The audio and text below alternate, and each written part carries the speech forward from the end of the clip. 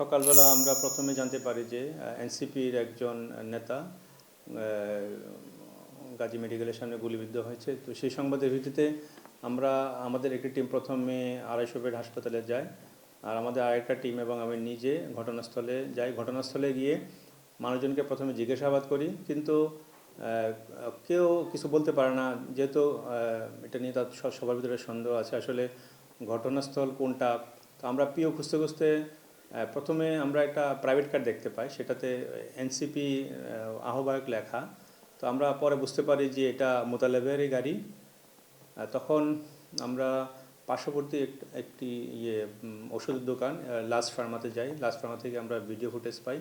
তো ভিডিও ফুটেজে দেখা যায় যে যে ভিকটিম মোতালেব এবং তার সঙ্গে আরও দুইজন রাতে 12:30টায় ওরা একটি প্রাইভেট কারে করে আসে এবং তারা আল আকসা একটা মসজিদ আছে ওইখানে পাশেই, ওইখানে ওরা ঢুকে এবং সেখানে কোথাও অবস্থান করে। তো আমরা ওদের সেই ফুটেজ দেখে আমরা এলাকায় সার্চ করি এবং এলাকায় দোকানদার এবং জনগণ জিজ্ঞেস করে বুঝতে পারি যে এখান দিয়ে ভিকটিমকে ওই রাস্তা দিয়ে নিয়ে যাওয়া হয় এবং আশেপাশে খোঁজ করতে করতে আমরা বাসাটাই খুঁজে পাই যেখানে প্রকৃতপক্ষে আসলে ঘটনা ঘটেছে।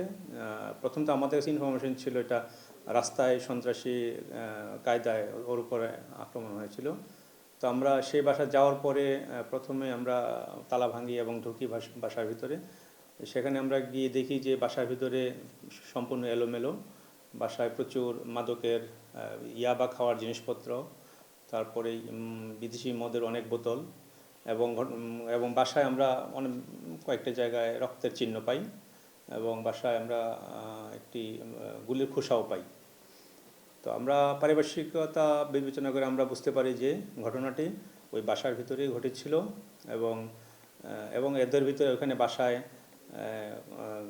আসলে আমরা আশপাশ থেকেও আমরা তথ্য নিয়েছি। এখানে অনেক লোকজনই প্রায় সময় আসতো, এখানে হইচই করতো।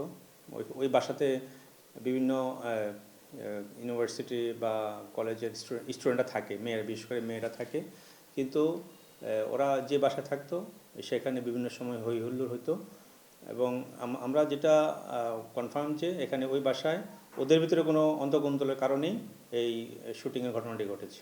আমরা বিভিন্ন ফুটেজ পেয়েছি বাসায় কারা ঢুকেছে এবং ঘটনার পরে কারা কারা বের হয়েছে এবং ওই বাসা কার নামে বরাদ্দ ছিল। আমরা বাড়ির মালিকের সঙ্গে কথা বলেছি, আমাদের টিম সেটা নিয়ে কাজ করছে। আমরা ইনশাল্লাহ ঘটনার সঙ্গে যারা জড়িত তাদেরকে আমরা